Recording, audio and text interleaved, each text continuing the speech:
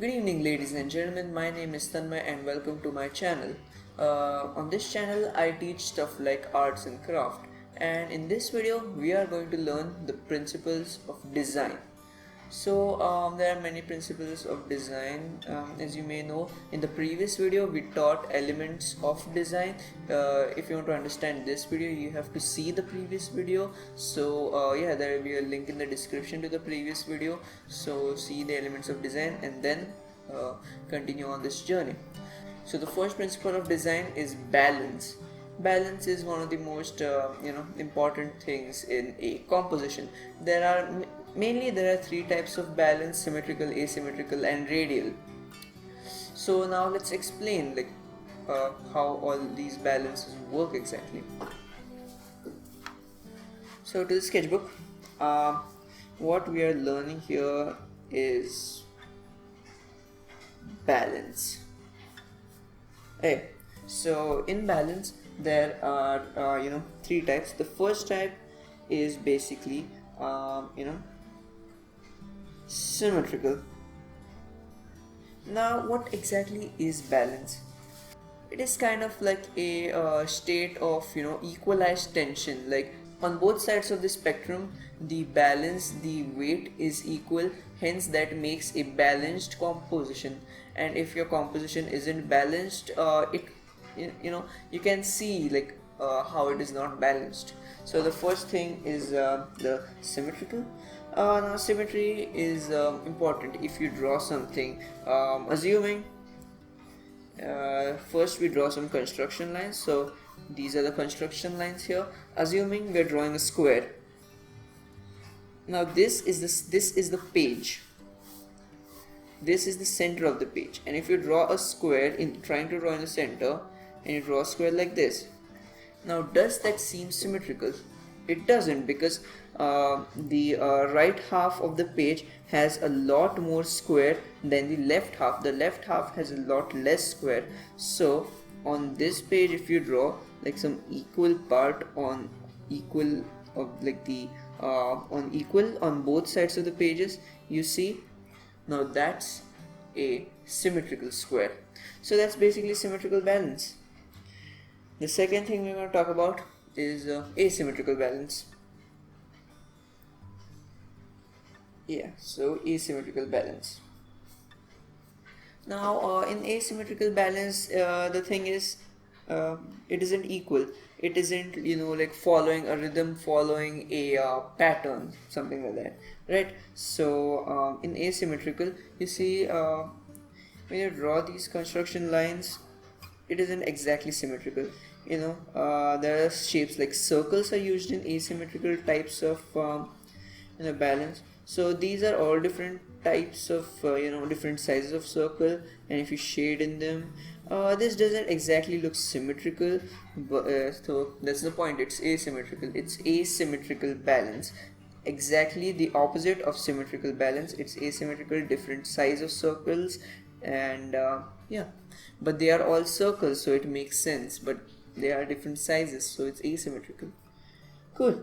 So now the third thing is radial balance. Radial balance is like the balance which I find the most interesting balance. Radial balance basically, it means the thing is, the pattern, it starts from the center. Whatever it is, it starts from the center, and you can take anywhere as the center. Like if this is a page, you don't have to take this as a center. You can take this as a center, this as a center, and whatever. So assuming we are taking this as a center, so if we draw like a circle around here, we can draw another circle around here, we draw another circle around here, we draw another circle, we draw another circle, and so this is basically radial balance. Radial balance means if you draw something and cut it in any if you cut it here, you have a symmetrical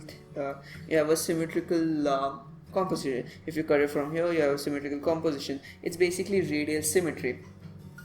And then let's show another example. If you take this point in your book, in your page, and you can just draw these kind of circle,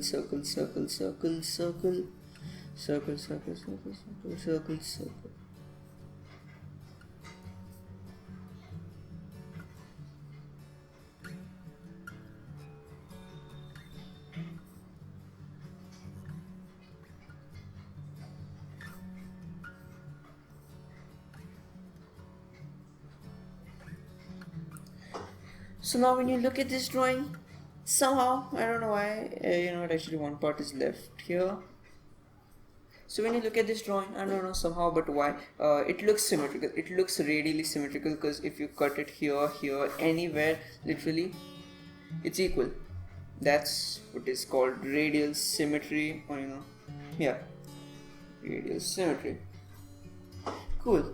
So that's the first thing about the principles of design. The first thing is balance. Three types of balance: symmetrical, asymmetrical, and radial symmetry. Let's move on to the second type. Let's move on to the second part actually. The second part is rhythm. Now we all know what rhythm is. Rhythm is, a flow, something like which you have to get into work to get work done. So basically, rhythm is created when one or many elements of design is used to create like a pattern, like a work of something in an organized manner. Let me show you some examples.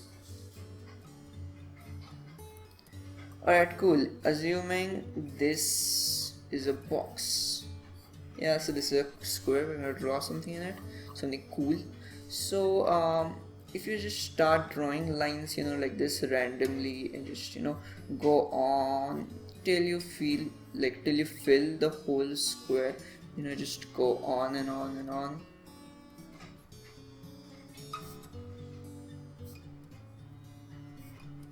Just go on. Boom.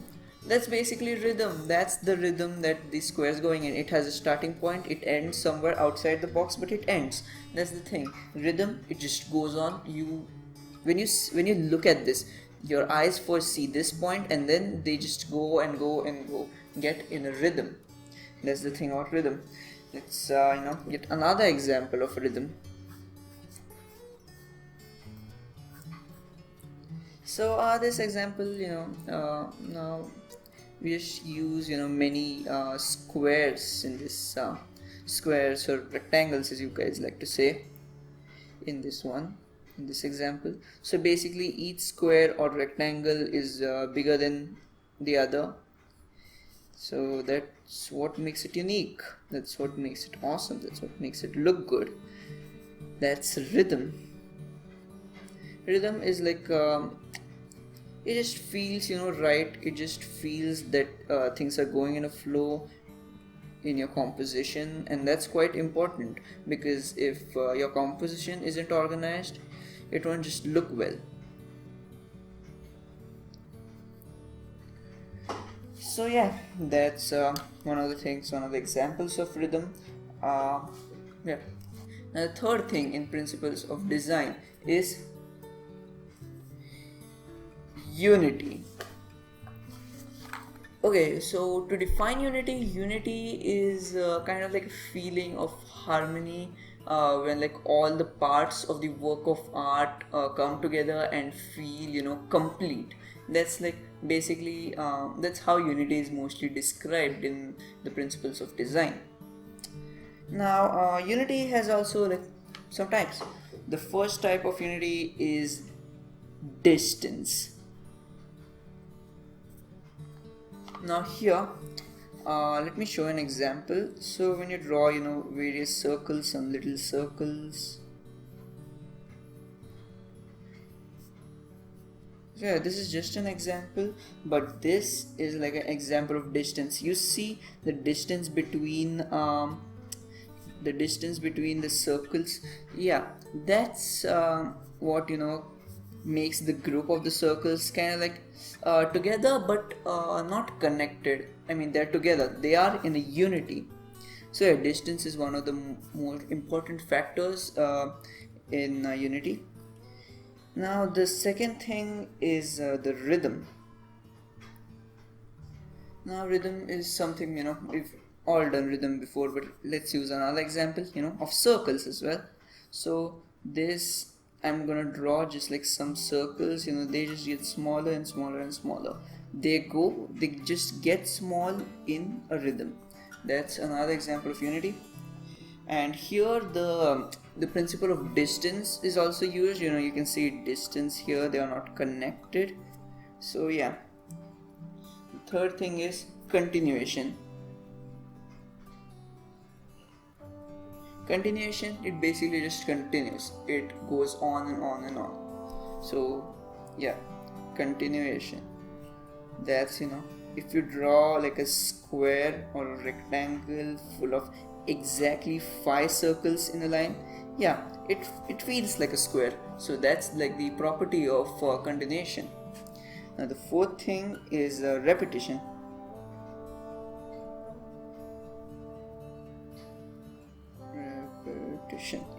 Repetition. But in repetition, it's kind of like continuation. Like there's just a little difference which will go on in future videos. Repetition is basically like, the same thing is repeated again and again, and again. Yeah. Now like the fifth thing, which is similarity.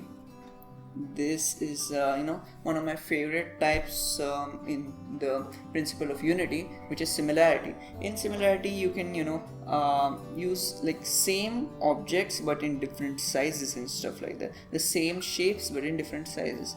If you draw something like that, something like this, it kind of seems like a page out of a comic, but you know what, it feels, it just feels right. It doesn't feel like it's something's out of order or something like that. That's because of the property of similarity. That's really good. Cool. Alright, so right now we've done 3 parts: balance, rhythm, and unity. Now the fourth and the last principle of design is emphasis.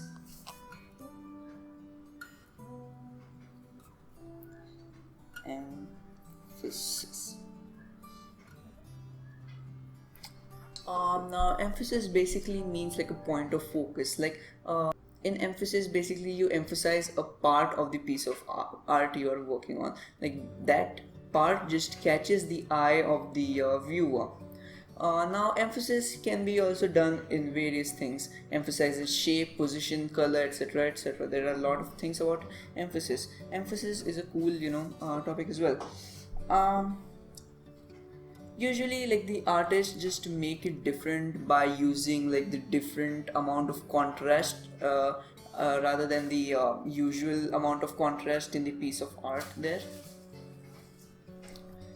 Now let's see all the emphasis types. So assuming, let's do emphasis by color. So if you just draw some circles around here. Cool. So this looks like a normal composition, but if you shade this part of the, like this circle, this one circle, the emphasis is on this circle, and this is by color, because the this circle is only black while the others are white. So yeah, this is by color. Now by position, assuming there's just like some circle, it's just like a rectangle of circles, and then in your composition you just put one circle to the left, just like somewhere else, and that's an emphasis in itself, because that circle is just away from the group, and you see like it's away from the group and it grabs your attention, and that's the emphasis by position. There's another type of emphasis by the emphasis of shapes. Like just like circle, just suddenly a triangle, circle. Now that triangle grabs your eye, and that's emphasis by shape. Now there are many types of emphasis, by shape, color, position, etc, and you are independent to research about emphasis on your own. So this is the end of the video. If you've liked the content, make sure to subscribe, like, and share the video, and I'll be giving some practice assignments at the end of the video. So hope to see you again in the next video. The next video will be about color theory, hopefully. So see you in the next video, and stay tuned for more updates. Goodbye.